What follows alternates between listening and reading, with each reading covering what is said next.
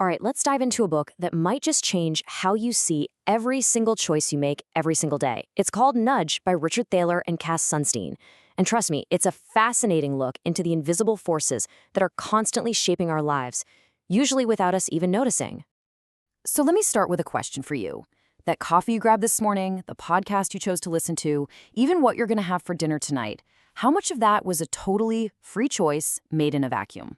This book makes a pretty bold claim that our decisions are being guided all the time, and it all starts with a simple truth about how we're wired. To get this, the authors ask us to imagine two different characters. First, you've got the econ. This is the person you read about in economics textbooks. They're perfectly logical, they can calculate probabilities in their head, and they have the willpower of a superhero. And then, there's the human. Yep, that's you, that's me. We're forgetful, we're easily distracted, and we really, really want that piece of cake. This whole idea is about us humans. So why are we more human than econ? Well, it all comes down to how our brains actually work. See, we're not running on just one operating system. We're actually juggling two very different systems in our heads all the time. The book uses this famous illusion to make a powerful point. Your brain is getting fooled right now.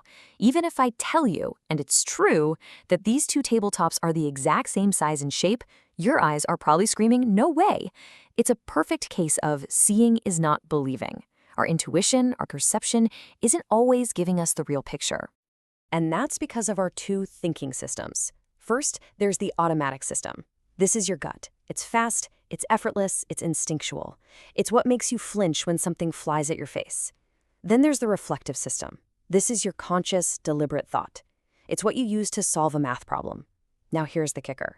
We spend almost our entire lives on autopilot, using that fast, easily fooled automatic system. And that's exactly why the world around us matters so much. Because we're on autopilot so much, the way our choices are presented to us is unbelievably important.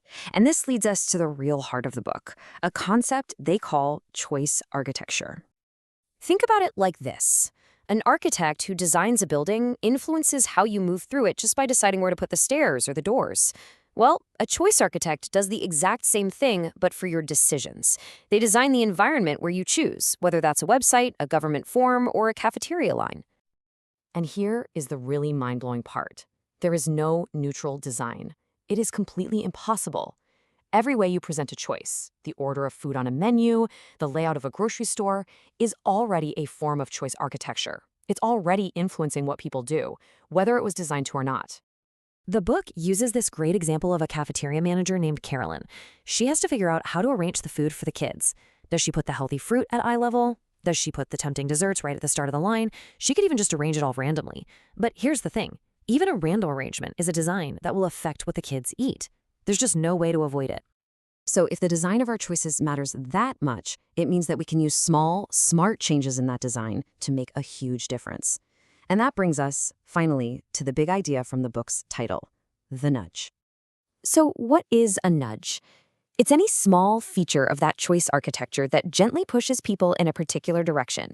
But, and this is key, without banning any options or making things more expensive. It's not a rule, it's not a mandate, it's just a little poke.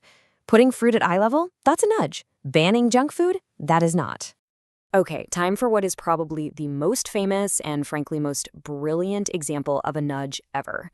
And it comes from a very unlikely place, a men's restroom at an airport. The result of this teeny tiny, almost invisible nudge was a reduction of this much. 80%. But an 80% reduction in what exactly?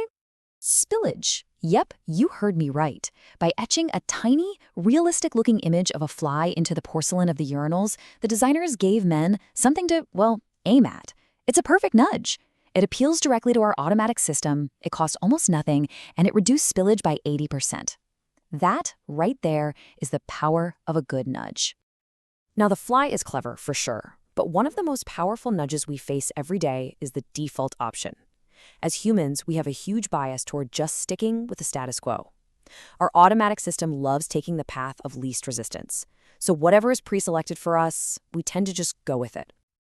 Look at how huge this is for something as important as saving for retirement. When companies make their employees actively opt in and sign up for a retirement plan, participation rates are often pretty low. It takes effort.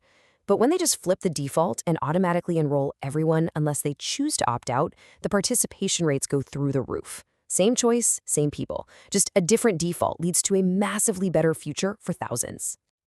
So all of this brings up a really important question, right? Is this all just a fancy word for manipulation? Well, the authors argue that it doesn't have to be, and they offer a kind of guiding philosophy for how to use these tools for good. They call it libertarian paternalism. I know it sounds like a total contradiction, but let's break it down. The libertarian part is all about freedom. People are always free to choose whatever they want. You can still grab the junk food. You can still opt out of the savings plan. The paternalism part just means that it's okay for choice architects to try to design things in a way that makes it easier for people to choose what's best for them.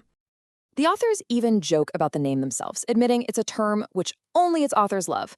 But the idea behind the clunky phrase is simple and powerful. We should try to make the world easier to navigate for real, actual humans, without ever taking away their right to go their own way. So let's wrap this all up. What are the big takeaways? First, we aren't perfectly rational econs. We're humans who run on autopilot. Second, the environment we live in is a choice architecture that is always guiding our decisions. And third, if we understand this, we can use small, clever nudges to make huge, positive changes. Honestly, the best part about learning about nudges is that you can't unsee them. You'll start noticing them everywhere. The way your grocery store is laid out, the default settings on your phone, how your streaming service suggests what to watch next. So my question to you is, now that you know what to look for, where are you going to spot the nudges in your world?